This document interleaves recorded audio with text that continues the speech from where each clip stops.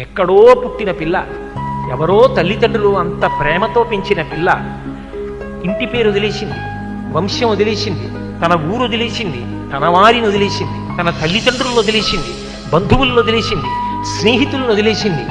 ముక్కు ముఖం తెలియని నా కొడుకు చిటికిన వేలు పట్టుకుని నా ఇంటికి వచ్చింది.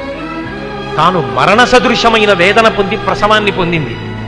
నేను తాతనయ్యానని తాను పొంగిపోతాను. నా వంశాన్ని నిలబెట్టింది. మా మామగారు బాగుండాలని కోరుకుంది, మా అత్తగారు బాగుండాలని కోరుకుంది. తాను నోము చేస్తే, వ్రతం చేస్తే నా భర్త దీర్ఘాయుష్మంతుడు కావాలని అడిగింది.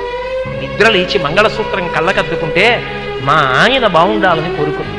నా కొరకు ఆమె ఏం అడగల.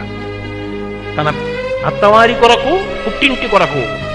ఆ పిచ్చి తల్లి ఎక్కడో పుట్టిన పిల్ల నా ఇంటికొచ్చి ఇన్ని చేసిందే, ఆ పిల్లకి నాకు ఎక్కువ, నా కొడుకు ఎక్కువ అంటే ఆ పిల్లే నాకు ఎక్కువ, నా కోడలే ఎక్కువ.